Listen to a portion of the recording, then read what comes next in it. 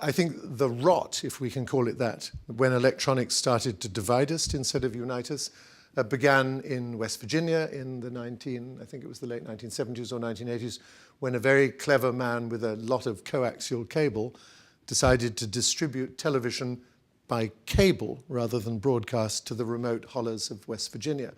He was the inventor of the idea of cable television.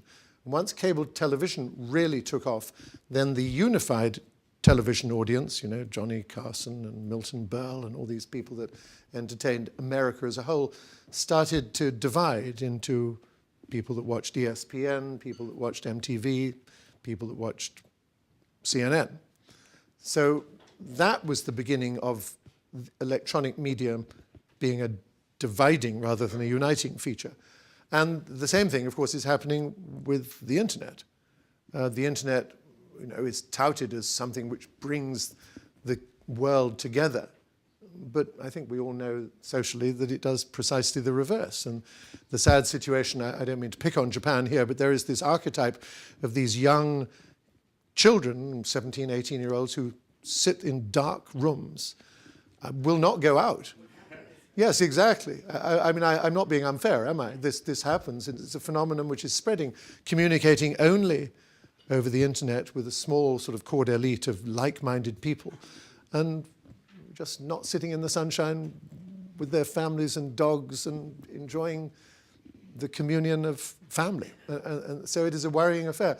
Let me just say parenthetically, I live in a little village principally in western Massachusetts, a tiny little village called Sandisfield, which is quite old by American standards. It was 250 years old last year. And the geography, it's got 3 rivers that course through it, has kept it divided into 3 or 4 little sort of sub-villages. The roads are very bad. There's never been a railway. The telephone system was only installed in the 1930s. So it's been a community without a sense of community. But my wife and I, now I'm writing the 5th year appeal today, as it happens, created a newspaper called the Sandisfield Times.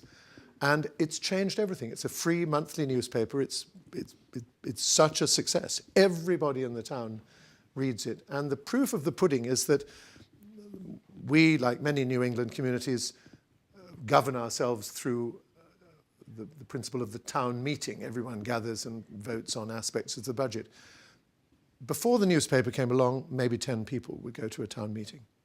Nowadays, the town meetings are full. They drive or walk or snowshoe in winter to the town meeting.